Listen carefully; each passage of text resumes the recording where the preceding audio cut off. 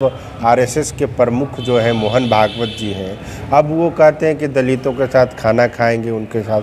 अरे हमको आपके साथ खाना खाने की क्या आवश्यकता है? जो पूरे देश में दलितों के साथ उत्पीड़न होता है, वो जातीय उत्पीड़न होता है, शैक्षणिक उत्पीड़न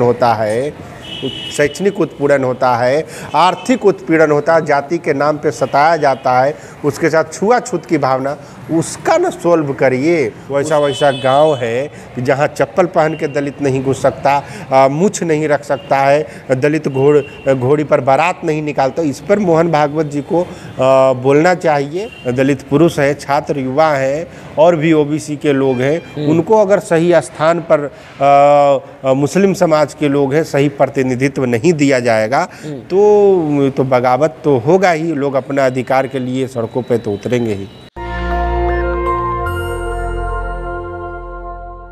आप देख रहे हैं नेशनल दस्तक और मैं हूं आपके साथ अमन।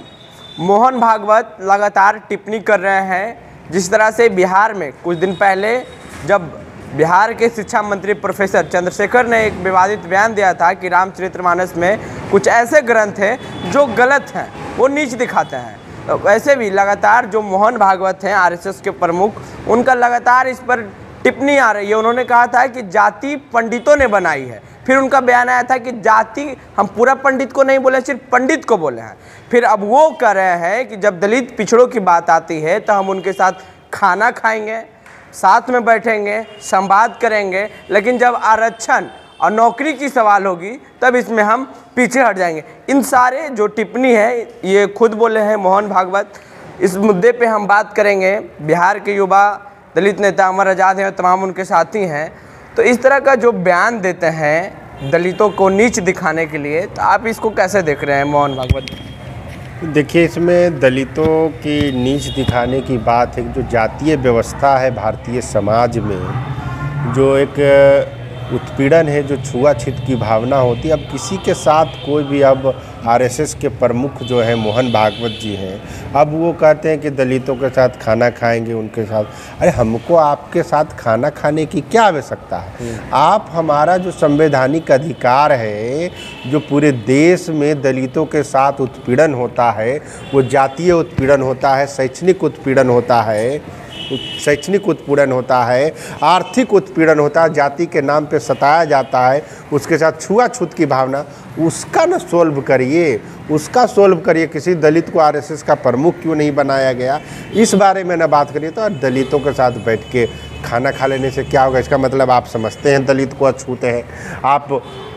तो मुख्य धारा में दलित का जो शिक्षा व्यवस्था ठीक होगा, सामाजिक व्यवस्था ठीक होगा, उनकी आर्थिक व्यवस्थाएं ठीक होगी, वो रोजगार पाएंगे, नौकरी में जाएंगे, वो बिजनेस करेंगे, तब वो ऑटोमेटिक बराबर आ जाएंगे। मगर इसके बावजूद भी आपने देखा होगा जो हमारे दलित समाज के आईएएस आईपीएस बनते हैं, उनके साथ जो हाई लेवल के ऑफिसर होते हैं या नेता होता है, वो उत्पीड़न करते हैं, जाति के नाम पे उनके साथ पक्षपात करते हैं, उनका डिमोशन करवा देते हैं, कभी उनके साथ भेदभाव करते हैं, उनका जो प्रमोशन का क्राइटेरिया होता है उसको कम कर देते हैं या फाइल में। तो ये सब व्यवस्थाएं हैं जो किसी दलित को उसके जाति के आधार पर उत्पीड़न किया जाता है। वो संस्थानिक उत्पीड़न भी है, आर्थिक उत्पीड़न भी है, शैक्षणिक या राजनीतिक उत्पीड़न भी होता है। तो हम चाहेंगे कि देश, पूरे विश्व का सबसे बड़ा संगठन आरएसएस है, तो किसी दलित को बनाया जाए, किसी अछूत को बनाया जाए, तब ना समझेंगे कि समाज में हम सब हिंदू। तो वोट लेने के वक्त में हम लोग हिंदू हो जाते हैं और उसके बाद दलित हो जाते हैं, उसके बाद हम लोगों को सताया जाता है, मूछें रखने नहीं दिया जाता। तो ये सब तमाम बातें हैं। मूछ पे मूछ का जिक्र किए, पक्षपात का जिक्र किए। पक्षपात होता, अब कोई बाराती जा रहा है दलित घोड़ा पर, तो उसको चढ़ने नहीं दिया जाता है, गांव से बाराती नहीं निकालने दिया। अभी तक वैसा गांव है कि जहां चप्पल पहन के दलित नहीं घुस सकता, मूछ नहीं रख सकता है, दलित घोड़ी पर बारात नहीं निकालता। इस पर मोहन भागवत जी को बोलना चाहिए। इस पर जब सभी समाज का विकास चाहते हैं, सब एक हो, और हमारे धर्म ग्रंथों के द्वारा अगर पक्षपात छुआछूत की भावना नहीं की गई है तो उसमें सुधार करने की आवश्यकता है, चाहे रामचरितमानस हो या कोई अन्य बात हो। तो तमाम जो शंकराचार्य हैं, तमाम जो मंदिरें हैं, तमाम जो हैं उस पे दलितों का हक होना चाहिए।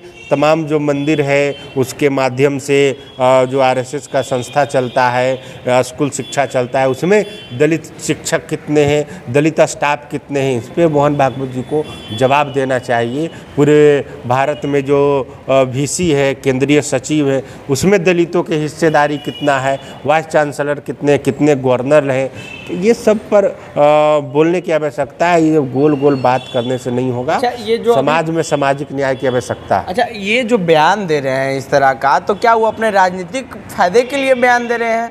क्या मतलब इससे भाजपा को सपोर्ट होगी? ये कह लें कि दलित वोटर्स दे देंगे भाजपा को, इस तरह का जो बयान दे रहे हैं? बयान इसे देखिए, दलित खुद सक्षम है, वो अपने हक अधिकार को पहचाने। जो सरकार, मैं तो कहता हूँ कि दलितों को जो उनके अधिकार की बात नहीं करता हो, जो उनके विरोध में बात, जो उनके संवैधानिक अधिकार की बात ना करता हो, पूरा अधिकार नहीं देता हो, सामाजिक न्याय की बात नहीं करता है, वो बीजेपी रहे या कोई और पार्टी रहे या कांग्रेस रहे, उसको एकदम वोट नहीं देना चाहिए। अपना बुद्धि विवेक से काम लेना चाहिए। और ऐसे तो बहुत सारे दलित लोग भी हैं जो दलितों का काम नहीं करते हैं। तो हम सबको बोल रहे हैं कि जो आपके हित की बात करे, आप उसी के लिए उसी को वोट दें। और राजनीतिक फ़ायदा तो होता ही है बयानों से, क्योंकि धर्म की राजनीति होती है, जाति की राजनीति होती है, इस सब पे तो होता ही है फ़ायदा। अच्छा, अक्सर देखा जाता है कि देश में या फिर कह लें बिहार की बात कर ले तो दलितों को सताया जाता है, उनको नीच दिखाया जाता है। और कई जगह आपने जिक्र किया कि उनका प्रमोशन डिमोशन मतलब जहाँ भी हो तो दलित को नीच ही दिखाता है। वैसा क्यों? मतलब समाज में ऐसा क्यों द्वेष फैला हुआ है? तो ये द्वेष जो फैला हुआ है, भारतीय समाज की जो संविधान से पहले व्यवस्थाएं थीं, वो कहीं ना कहीं सामाजिक रूप में आज भी है। संविधान को लोग कम मान रहे हैं, मगर जो सामाजिक अंधविश्वास है, जातिवाद है, श्रेष्ठता है, जातीय श्रेष्ठता की बात है कि फलाना जाति के लोग ही श्रेष्ठ है, फलाना जाति के लोग छोटी जाति के हैं, तो ये सोच जब तक नहीं बदलेगा सभी लोगों का, और जो कमज़ोर वर्ग दलित हैं, दलित महिलाएं हैं, दलित पुरुष हैं, छात्र युवा हैं, और भी ओबीसी के लोग हैं, उनको अगर सही स्थान पर मुस्लिम समाज के लोग हैं सही प्रतिनिधित्व नहीं दिया जाएगा तो बगावत तो होगा ही। लोग अपना अधिकार के लिए सड़कों पे तो उतरेंगे ही। अच्छा, तो लोकसभा चुनाव आने वाला है, फिर बिहार विधानसभा चुनाव आएगा, तो दलित वोटर्स किसे वोट करेंगे? दलित वोट उसे वोट करेंगे जो उनके हक अधिकार की बात करेगा। सारी पार्टियां तो वही कर रही है, जो दलितों को कोई सामाजिक न्याय के नाम पे भी पार्टियां बना करके, कोई दलित भी ये पार्टी बना करके, वो दलितों का भला कहाँ कर रहा है। इसलिए अपना बुद्धि विवेक से काम करे, और जो आरक्षण संविधान और सामाजिक न्याय का विरोधी है उस पार्टी को वोट ना दें। चलिए, तो देखिए, इस वक्त हम बातचीत कर रहे थे अमर आज़ाद से। इनका साफ कहना है कि दलितों को सिर्फ इस्तेमाल किया जाता है, और उनका जहाँ भी अगर प्रमोशन की बात होती है, चाहे दलितों की कुछ अच्छे की बात होती है, वहाँ उनको सताया जाता है। जब इस तरह का बयान मोहन भागवत दे रहे हैं तो कहीं ना कहीं ये कयास लगाया जा सकता है कि कहीं ना कहीं भाजपा को राजनीतिक फ़ायदा दिलाने के लिए ऐसा बयान दे रहे हैं, दलित वोटर्स को ट्रांसफ़र करने के लिए ऐसा बयान दे रहे हैं। बाकी अमर आज़ाद जिससे हम बात किए, आपकी क्या प्रतिक्रिया है नीचे कमेंट बॉक्स में दें। अगर आप वीडियो हमारे फेसबुक पेज पे देख रहे हैं तो पेज को लाइक कर लें, यूट्यूब पे देख रहे हैं हमारे चैनल को सब्सक्राइब कर लें। अमन, पटना से।